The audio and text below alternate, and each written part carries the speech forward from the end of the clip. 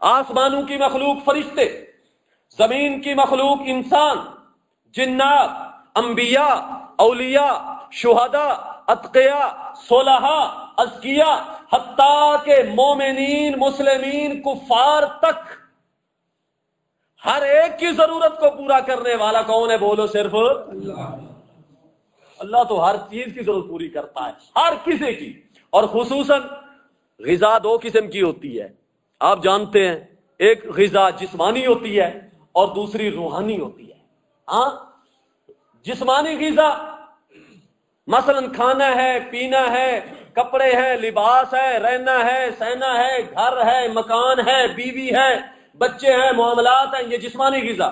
اور روحانی غذا، سبحان اللہ، روحانی غذا امت محمدیہ کے لیے قرآن ہے سب سے پہلے، اور دوسرے نمبر پر سنت رسول ہے، اور تیسرے نمبر پر صحابہ کرام کے اقوال اور ان کے اعمال ہیں، اور چوتھے نمبر پر تابعین کے اقوال اور اعمال ہیں، جسے اللہ نے فرمایا صراط الذین۔ روحانی غذا کا بھی اللہ نے انتظام فرمایا، لیکن یاد رکھنا جسمانی غذا ہر ایک کو ملتی ہے، چاہے کوئی مانگے یا نہ مانگے۔ جسمانی غذا، رزق، کھانا پینا، یہ ضروریات اور یہ چیزیں اللہ ہر کسی کو دیتا ہے، کوئی مانگے یا نہ مانگے۔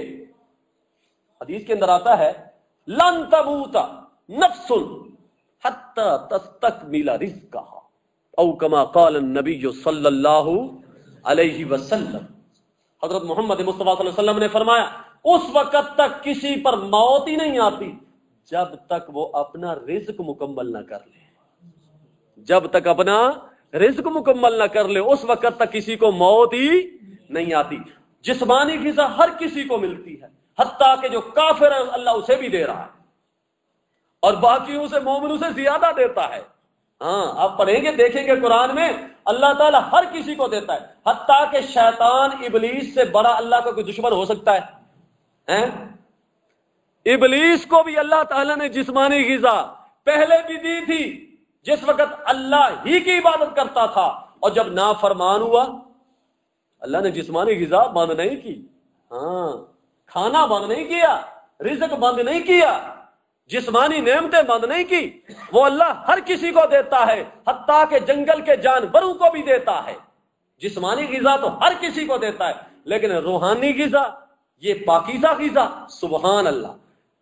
مومن کی غذا جسمانی بھی پاک ہوتی ہے، روحانی بھی پاک ہوتی ہے، تو یہ جسمانی غذا جو مومن کی ہے وہ بھی پاک، اور روحانی غذا جو مومن کی ہے یہ ہر کسی کو نہیں ملتی، یہ اسی کو ملتی ہے جس کے دل میں تڑپ ہو، جس کے دل میں طلب ہو۔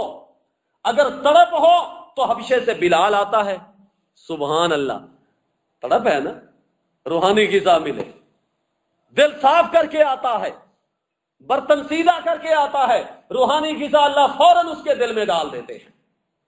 ان الذین قالوا ربنا اللہ ثم استقاموا تتنزل علیہم الملائکہ الا تخافوا ولا تحزنوا وابشروا بالجنۃ التي کنتم توعدون۔ روحانی غذا طلب والے کو ملتی ہے، طالب کو ملتی ہے۔ ابو بکر آئے قدموں میں، سبحان اللہ، عمر آئے چل کے آئے، عثمان آیا چل کے آیا، علی آیا چل کے آیا، صحابہ کرام آئے چل کے آئے۔ جب تک اللہ کے پیغمبر زندہ تھے، دنیا میں موجود تھے، حضرت محمد مصطفیٰ صلی اللہ علیہ وسلم جو بھی قدموں میں آتا گیا روحانی غذا ملتی گئی، روحانی غذا پاتا گیا، دل کو روشن کرتا گیا، دل کے انوارات اجاگر ہوتے گئے، دل کے سوئے ہوئے انوارات روشن ہو گئے، جاگ اٹھے۔ اور جب اللہ کے پیغمبر دنیا سے چلے گئے اور جو سنت رسول کے اندر آ گیا، نبی پاک صلی اللہ علیہ وسلم کی سنت کی اتباع میں آ گیا، جھک گیا اگر، تو اس نے بھی وہی روحانی غذا حاصل کر لی۔ روحانی غذا ملتی ہے اس کو جو اللہ سے مانگتا ہے، جو طلب کرتا ہے، جس کے دل میں طلب ہوتی ہے۔ تو اللہ تعالیٰ نے فرمایا لوگوں جس طرح بنانے والا میں ہوں، دوسرے حصے میں اللہ نے فرمایا ہر کسی کی ضرورت پوری کرنے والا بھی میں ہوں۔ اور تیسرے حصے میں اللہ نے فرمایا، تیسرے حصے میں تیسرا مسئلہ بیان کیا کہ ساری کائنات کا جس طرح اللہ نے فرمایا بنانے والا میں ہوں، ہر ایک کی ضرورت پوری کرنے والا میں ہوں۔ فرمایا اسی طرح تخت شاہی پر میں آپ قائم ہوں، سارے نظام کو چلانے والا بھی صرف میں ہوں، کوئی اور نہیں ہے۔ دنیا میں کوئی ایسی ہستی موجود نہیں جو مجھ سے اپنی بات زوری زور منوا سکے، میں مجبور ہو جاؤں، اس کی وجہ سے مجبور ہو جاؤں۔ کوئی ایسی ہستی دنیا میں، نہ انسانوں میں، نہ فرشتوں میں، نہ جنوں میں، اللہ کے سامنے کوئی ایسی ہستی موجود نہیں جس کی وجہ سے اللہ مجبور ہو کر اس کے کام کرنے پر تیار ہو جائیں، کوئی ایسی ہستی موجود نہیں۔ تیسرا مسئلہ اللہ نے تیسرے حصے میں سب سے بڑا مسئلہ یہی ذکر فرمایا، اور چوتھے حصے میں اللہ نے فرمایا سورت سبا سے لے کر آخر تک آپ دیکھیں گے وہ اللہ نے دو مسئلے ذکر فرمائے بڑے، ایک قیامت کا مسئلہ، آپ جو سورت اٹھائیں گے نا اس کے اندر تقریباً آپ کو قیامت کا تذکرہ ملے گا، اور دوسرا مسئلہ اللہ نے سفارش کا ذکر فرمایا۔ کیا مطلب؟ توجہ کریں، قیامت کے دن سفارش برحق ہے، انبیاء بھی سفارش کریں گے، اولیاء بھی سفارش کریں گے، شہداء بھی سفارش کریں گے، نیک علماء بھی سفارش کریں گے۔ ہر مسلمان، ہر موحد، اللہ تعالیٰ اس کو اجازت دیں گے سفارش کرنے کی، جو بھی سفارش کرنا چاہے گا اللہ اسے اجازت دیں گے، اور سب سے بڑی سفارش ہوگی، شفاعت ہوگی امام الانبیاء حضرت محمد مصطفیٰ صلی اللہ۔ حدیث کے اندر آتا ہے کہ سارے لوگ پریشان ہوں گے کہ ہمارا حساب و کتاب شروع ہو، اور سارے لوگ آئیں گے نبی پاک صلی اللہ علیہ وسلم کے پاس، انبیاء بھی آئیں گے، اولیاء بھی آئیں گے، پہلی امتیں بھی ساتھ ہوں گی۔ جب نبی پاک صلی اللہ علیہ وسلم کے پاس آئیں گے کہ آپ سفارش کریں، نبی علیہ الصلوۃ والسلام فرماتے ہیں کہ میں کہوں گا ہاں آنا لہا، میں سفارش کے لائق ہوں، میں سفارش کرتا ہوں۔ نبی پاک صلی اللہ علیہ وسلم فرماتے ہیں میں سیدھا جاؤں گا اللہ تعالیٰ کی بارگاہ میں، عرش کے سامنے سجدہ ریز ہو جاؤں گا۔ اللہ اکبر، یہ ہے سفارش۔ آپ سمجھے بات کو کہ حدیث کے اندر جو نبی پاک صلی اللہ علیہ وسلم نے سفارش کا انداز ذکر فرمایا ہے، طرز ذکر فرمایا، یہ ہے سفارش۔ اللہ کے پیغمبر حضرت محمد کریم صلی اللہ علیہ وسلم فرماتے ہیں میں سجدہ ریز ہو جاؤں گا، اور فرمایا میں اللہ کی وہ حمدیں بیان کروں گا، وہ تعریفیں بیان کروں گا جو آج میرے ذہن میں بھی نہیں ہے، مجھے پتہ ہی نہیں ہے کہ میں اللہ کی کیا کیا حمد بیان کروں گا۔ جب حمدیں بیان کرتا رہوں گا اللہ تعالیٰ فرمائیں گے آخر میں ارفع رأسک یا محمد صلی اللہ علیہ وآلہ وسلم، فرمایا ارفع رأسک، اے محمد مصطفیٰ صلی اللہ علیہ وسلم آپ اپنا سر مبارک اٹھائیں، سل توتا، میرے پیغمبر آپ مانگتے چلے جائیں میں دیتا چلا جاؤں گا، وشفا تشفا، آپ سفارش کرتے چلے جائیں میں تیری سفارش قبول کرتا چلا جاؤں گا، آپ بولتے چلے جائیں میں مانتا چلا جاؤں گا۔ یہ ہے سفارش۔ ہمارے پیغمبر کی سفارش برحق ہے، لیکن ایک سفارش وہ تھی جس کا عقیدہ مکے کے قریشیوں کا تھا، یہودیوں کا تھا، نصارہ کا تھا۔ وہ کیا تھا ان کا عقیدہ؟ وہ بھی سنیں۔ ان کا نظریہ سفارش کے بارے میں یہ تھا کہ یہ جو بزرگ ہیں، اولیاء، فرشتے، حضرت عزیر، حضرت عیسیٰ علیہ السلام، اللہ تعالیٰ سے جو بھی منوانا چاہیں منوا لیتے ہیں، چاہے اللہ کا فیصلہ کچھ بھی ہو، یہ لوگ اللہ کا فیصلہ تبدیل کرا دیتے ہیں، اللہ سے اپنی بات زوری زور منوا لیتے ہیں۔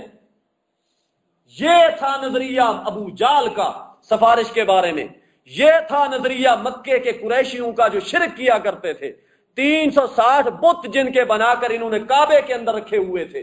اور یہودیوں کا حضرت عزیر کے بارے میں یہی نظریہ تھا، قالت الیہود عزیر ابن اللہ وقالت النصارى مسیح ابن اللہ۔ عیسائیوں کا حضرت عیسیٰ کے بارے میں یہی نظریہ تھا کہ یہ ایسی نیک ہستیاں ہیں اور اس مقام پر پہنچ چکی ہیں یہ نیک ہستیاں کہ جو بات بھی اللہ سے کریں اللہ ان کی رد نہیں کرتا، اللہ ان کی بات کو موڑتا نہیں ہے، اللہ تعالیٰ ان کی بات کو ماننے پر مجبور ہو جاتا ہے۔ اللہ تعالیٰ نے چوتھے حصے کے اندر مسئلہ ذکر فرمایا، لوگوں وَالْأَمْرُ يَوْمَئِذٍ لِلَّهِ، وَالْأَمْرُ يَوْمَئِذٍ لِلَّهِ، اور اسی چوتھے حصے کے اندر اللہ نے فرمایا کہ دن قیامت کے اللہ تعالیٰ فرماتے ہیں میں کہوں گا لمن الملک اليوم، لمن الملک اليوم۔ جب ساری دنیا، حدیث کے اندر آتا ہے اللہ تعالیٰ ساتوں آسمانوں کو ایک انگلی کے اوپر رکھ لیں گے، قدرت والی انگلی، ہماری طرح کی نہیں، لیس کمثلہ شیء، لیس کمثلہ شیء، اللہ کی طرح کوئی چیز بھی نہیں ہے، اللہ ان مشابہات تشبیہات سے پاک ہے، قدرت والی چیز ہے۔ ساتوں آسمان ایک انگلی پر، ساتوں زمینیں دوسری انگلی پر، پہاڑ تیسری انگلی پر، ندیاں نالے دریا سمندر یہ چوتھی انگلی پر، اور سارے درخت اشجار پانچویں انگلی کے اوپر اللہ رکھ کر اللہ ان کو یوں گھمائے گا، اللہ ان کو گھمائے گا اور یہ گھومتے ہوئے نظر آئیں گے۔ اس وقت اللہ کہے گا سب لوگ موجود ہوں گے اللہ کے سامنے، انبیاء بھی ہوں گے، بڑے بڑے سلاطین بھی ہوں گے، بڑے بڑے بادشاہ بھی موجود ہوں گے۔ اس وقت اللہ تعالیٰ فرمائیں گے لمن الملک اليوم، مجھے بتاؤ آج کون بادشاہ ہے، کس کا ہے ملک، آج کس کی حکومت ہے، اور دنیا کے بادشاہ ہو سلاطینوں مجھے بتاؤ لمن الملک اليوم۔ حدیث کے اندر آتا ہے کوئی جواب نہیں دے گا، کوئی جواب نہیں دے گا، سب خاموش ہوں گے، کوئی سر بھی اوپر اٹھا کر یہ جرت نہیں کر سکے گا کہ اللہ کی طرف دیکھ سکے، خود اللہ تعالیٰ ہی جواب دیں گے۔ اللہ فرمائیں گے للہ الواحد القہار، للہ الواحد القہار، اس اکیلے کی بادشاہت ہے القہار جو سب پر غالب ہے، کوئی اس کے سامنے پر نہیں مار سکتا، کوئی اس کے سامنے بول نہیں سکتا۔ اللہ یہی مسئلہ چوتھے پارے کے اندر ذکر فرمائیں گے۔ آخری پارہ نکالو، صرف ایک مقام آپ کو دکھاتا ہوں اور وہی دیکھ لیں۔ آخری پارہ ہے پارہ نمبر 30 اور پہلی سورت ہے عما یتساءلون۔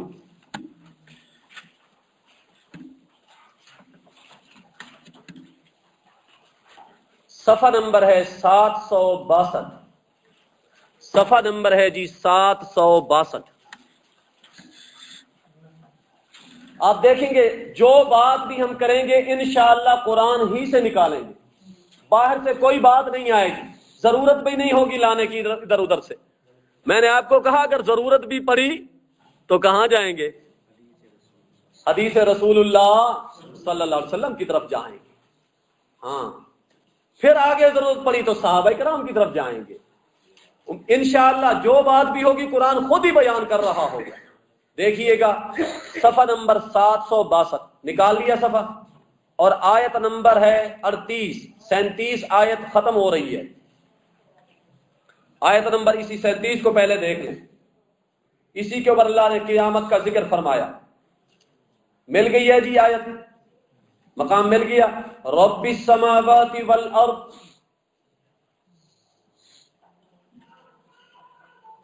نیچے سے تقریباً 5ویں لائن ہے، 5ویں سطر۔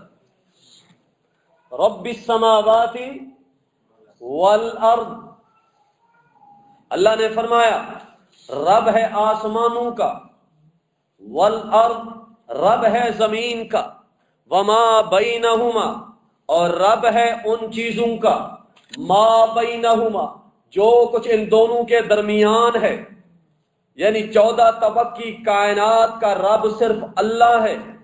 فرمایا الرحمن، الرحمن وہ رب وہ ہے، جس طرح پڑھتے ہیں نا سورۃ فاتحہ کے اندر، دیکھیے گا الحمدللہ رب العالمین، وہاں پر اللہ نے سب سے پہلے اپنا نام ذکر فرمایا للہ، پھر فرمایا رب العالمین، پھر فرمایا الرحمن۔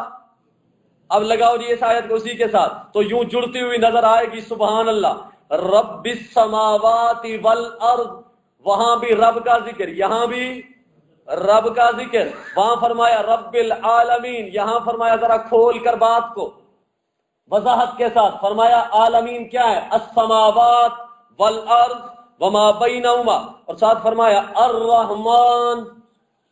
لوگوں جس طرح تربیت کرنے والا، ضرورتیں پوری کرنے والا وہی اللہ ہے، الرحمن ہر کسی پر رحمتوں کی بارش کرنے والا بھی صرف اللہ ہی ہے.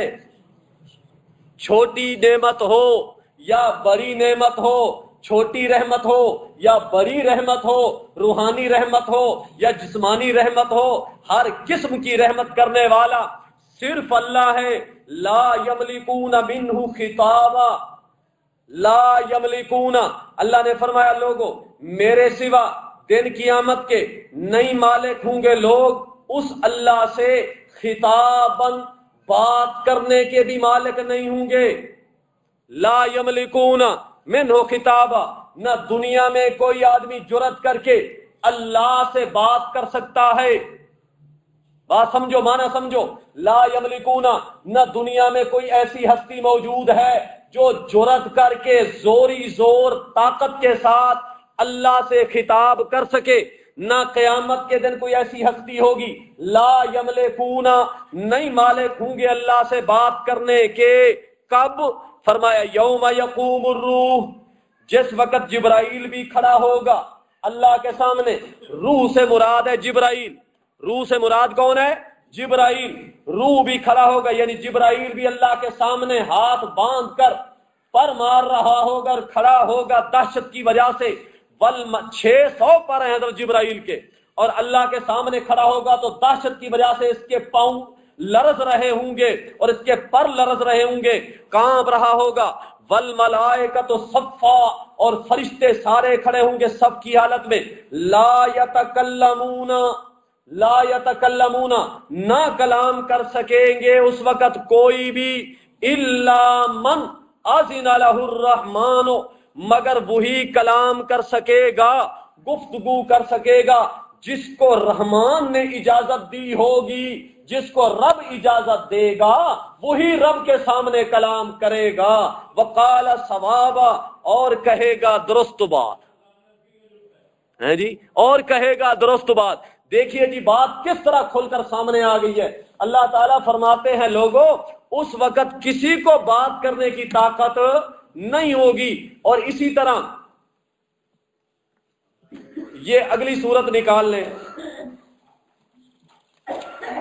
سورت انفطار، صفحہ نمبر ہے 768،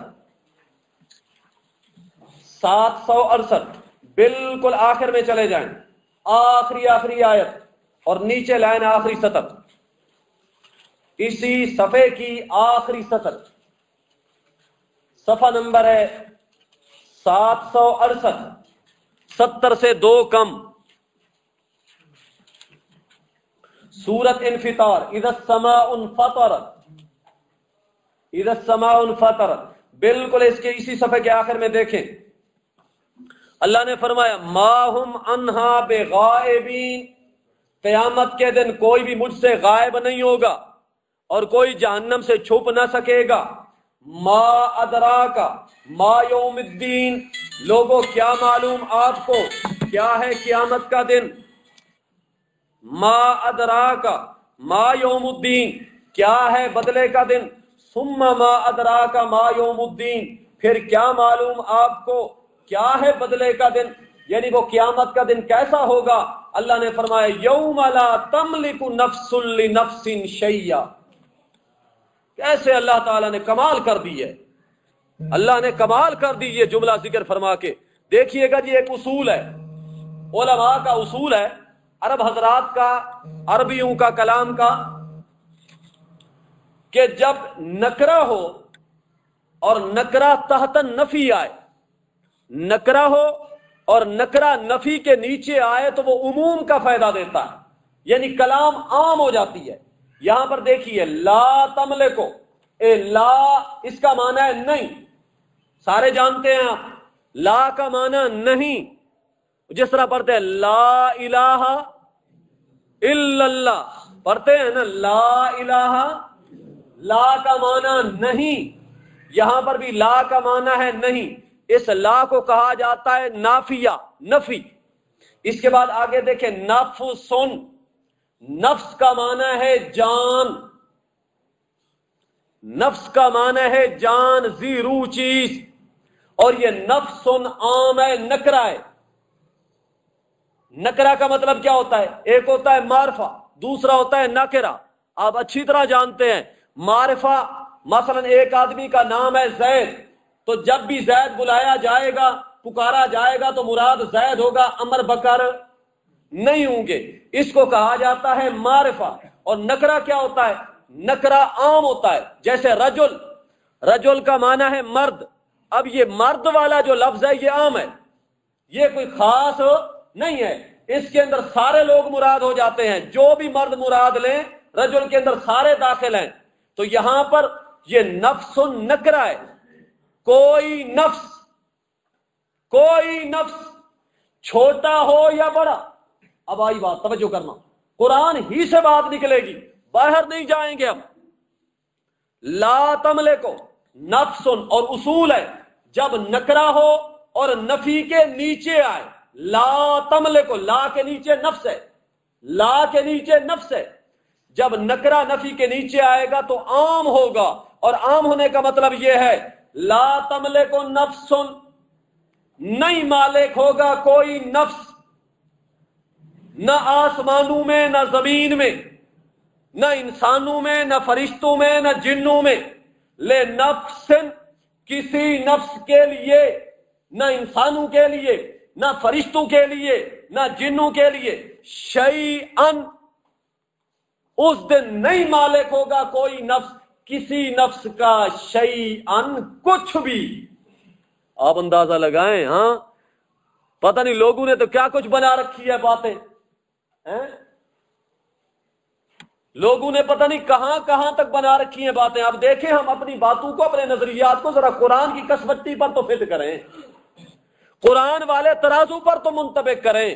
کیا قرآن والا ترازو جس کو اللہ تعالیٰ نے فرمایا لوگوں یہ کتاب میں نے مہیمن بنا کر نازل فرمائی ہے، کسوٹی بنا کر نازل فرمائی ہے، ترازو بنا کر نازل فرمایا ہے، تورات کی بات ہوگی تو قرآن سے پرکھیں گے، انجیل کی بات ہوگی تو قرآن کے اوپر پرکھیں گے، زبور کی بات ہوگی تو قرآن کے اوپر پرکھیں گے۔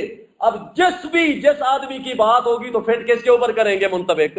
قرآن پر۔ اگر قرآن اسے قبول کر لے تو فابیا ہمارے سر آنکھوں پر ہے، اگر قرآن اسے رد کر دیتا ہے تو خدا کی قسم وہ بات مردود ہوگی، کبھی بھی قبول۔ اب اللہ تعالیٰ فرماتے ہیں لا تملکو، نہیں مالک ہوگا کوئی نفس کسی نفس کا، شیئن، شے کا معنی تو جانتے ہو نا، شے کا معنی ہوتا ہے کچھ بھی، کخ بھی۔ اب آئی بات، قرآن کا معنی کرو، لفظ کا معنی کرو، شیئن، کوئی بھی کسی کے لیے کخ کا مالک نہیں ہوگا۔ بولے گا وہی جس کو اللہ اجازت دیں گے، جیسے امام الانبیاء حضرت محمد مصطفیٰ صلی اللہ علیہ وسلم سب سے پہلے اللہ کے سامنے سجدہ ریز ہو جائیں گے، پھر اللہ تعالیٰ فرمائے گا ارفع راسک۔ اب اجازت مل رہی ہے نہیں مل رہی؟ اب دیکھیے نا بات کس طرح، بالکل حدیث بھی، نبی پاک صلی اللہ علیہ وسلم کا فرمان بھی، سفارش والا معاملہ بھی قرآن کے مطابق ہے، کوئی اس کے مخالف نہیں ہے۔ ہاں اجازت اللہ کی طرف سے ملے گی، جب اجازت ملے گی حضرت محمد کریم صلی اللہ علیہ وسلم فرماتے ہیں میں اس وقت تک جنت میں نہیں جاؤں گا جب تک میرا کوئی امتی بھی جہنم کے اندر ہوگا، اس وقت تک میں جنت میں نہیں جاؤں گا۔ میں کہہ دوں گا یا رب العالمین میں جنت میں کس طرح جاؤں کہ میرا نام لیوا تو جہنم میں پڑا ہوا ہے۔ لیکن اللہ کے نبی نے فرمایا، حدیث کے اندر آتا ہے، رسول اللہ صلی اللہ علیہ وسلم نے فرمایا خبردار شرک کر کے نہ آنا، شرک کر کے نہ آنا، شرک کر کے میرے پاس نہ آنا دن قیامت کی۔ ورنہ حدیث کے اندر آتا ہے نبی پاک صلی اللہ علیہ وسلم کچھ لوگوں کو بلائیں گے، حوض کوثر کے اوپر اللہ کے پیغمبر کھڑے ہوں گے، فرمائیں گے آ جاؤ، آ جاؤ میرے پاس، میں انہیں حوض کوثر سے جام پلاتا ہوں، پانی پلاتا ہوں۔ فرشتوں کو کہیں گے انہیں کو میرے پاس لے آؤ، اصحابی اصحابی، یہ میرے امتی ہیں، یہ میرے امتی ہیں، انہیں میرے پاس لاؤ۔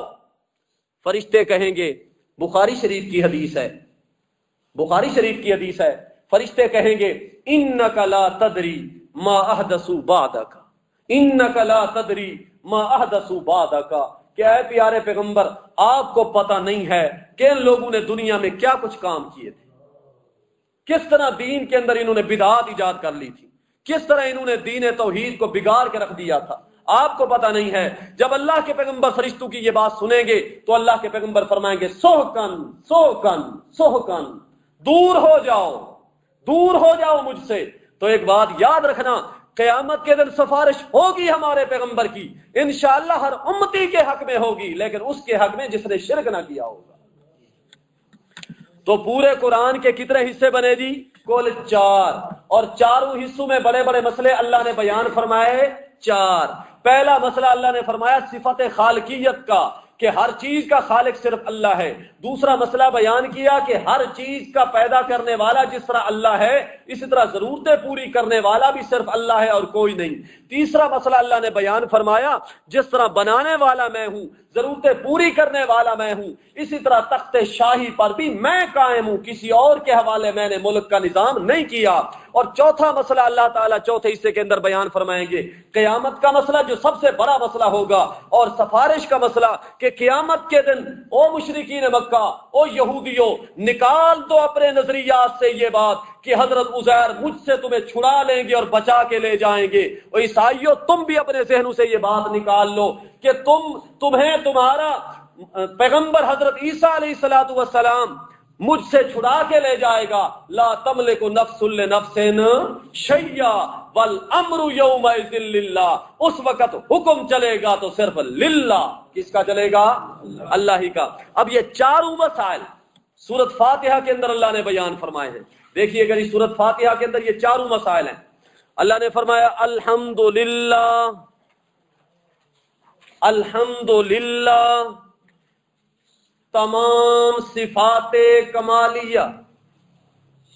اس کے اندر بھی کچھ بحث ہے، انشاءاللہ آئندہ سبق میں ہوگی۔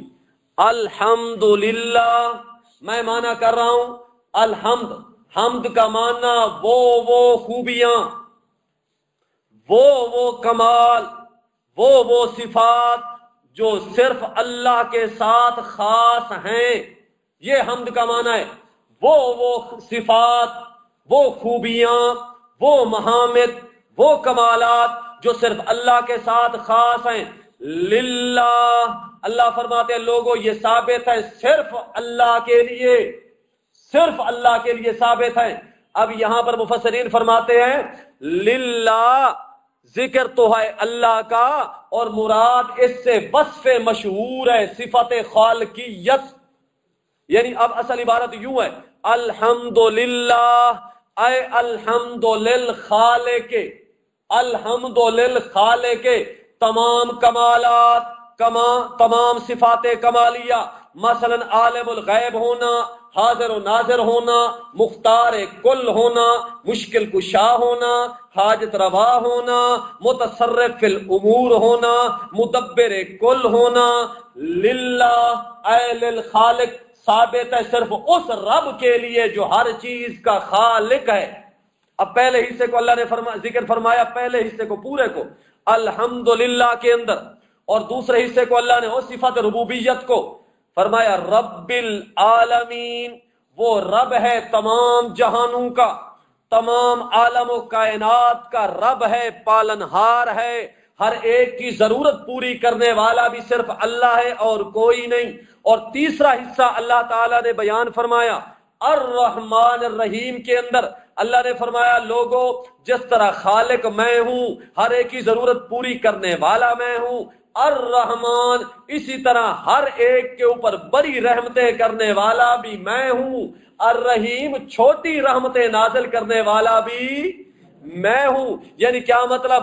ہر ایک کے اوپر جو رحمتیں نازل ہو رہی ہیں میں تخت شاہی پر خود آپ ہی قائم ہوں، ہر کسی کے بارے میں رزق کے فیصلے میں کرتا ہوں، صحت کے فیصلے میں کرتا ہوں، شفا کے فیصلے میں کرتا ہوں، اولاد کے فیصلے میں کرتا ہوں۔ یہب لمن یشاء اناثا ویہب لمن یشاء الذکور او یزوجہم ذکرانا واناثا ویجعل من یشاء عقیما، جس کو چاہوں بیٹے دوں، جس کو چاہوں بیٹیاں دوں، جس کو چاہوں دونوں جوڑے جوڑے دے دوں، ارے جس کو چاہوں عقیمہ بانج بنا دوں، یہ سارے کام کرنے والا صرف میں ہوں۔ اس کے بعد فرمایا مالک یوم الدین، چوتھا حصے کا چوتھا مسئلہ اللہ تعالیٰ نے مالک یوم الدین میں بیان فرمایا۔ اللہ نے فرمایا لوگوں جس طرح خالق میں ہوں، رب میں ہوں، رحمتیں کرنے والا میں ہوں، قیامت کے دن بھی مالک صرف میں ہوں گا اور کوئی نہیں ہوگا، مالک یوم الدین۔ اب آگے جی قرآن کے بڑے مسئلے 4 ہوئے، اور چاروں مسائل اللہ نے سورۃ فاتحہ میں ذکر فرمائے۔ اس لیے سورۃ فاتحہ پورے قرآن کا نچوڑ ہے، پورے قرآن کا خلاصہ ہے، لب لباب ہے۔ تو سورۃ فاتحہ جب پورے قرآن کا خلاصہ ہوا تو اس لیے اس کو کہا جاتا ہے ام القرآن، اس کو کہا جاتا ہے ام القرآن۔ وما علینا الا البلاغ۔ انشاءاللہ اتوار کو صبح 8 بجے دعا کر لیتے ہیں جی انشاءاللہ اللہ پاک ہمارے اس کام کو مزید برکتوں سے نوازے، اللہ پاک سب سے راضی ہو جائے، ہمارا آنا جانا اللہ قبول و منظور فرمائے، اور نبی پاک صلی اللہ علیہ وسلم کا یہ پیغام قرآن مقدس والا اور نبی پاک صلی اللہ علیہ وسلم کی شریعت، سنت مطہرہ معطرہ، اللہ تعالیٰ انہیں ہمارے دلوں کے اندر اتار دے، عمل کرنے کی اللہ سب کو توفیق عطا فرمائے، اور ہمارے لیے اس محفل کو، پروگرام کو اللہ ذریعہ نجات بنائے، اور جو ساتھی محنت کر رہے ہیں، جو اس کے ساتھ دلچسپی لے رہے ہیں، اللہ تعالیٰ مزید ان کے دلوں کو منور فرما دے اور ان کو استقامت عطا فرمائے، سب کو اللہ تعالیٰ استقامت عطا فرمائے۔ یا مقلب القلوب ثبت قلوبنا علی دینک، یا مصرف القلوب صرف قلوبنا علی طاعتک، صلی اللہ تعالی علی خیر خلقہ محمد و آلہ و اصحابہ اجمعین برحمتک یا ارحم الراحمین۔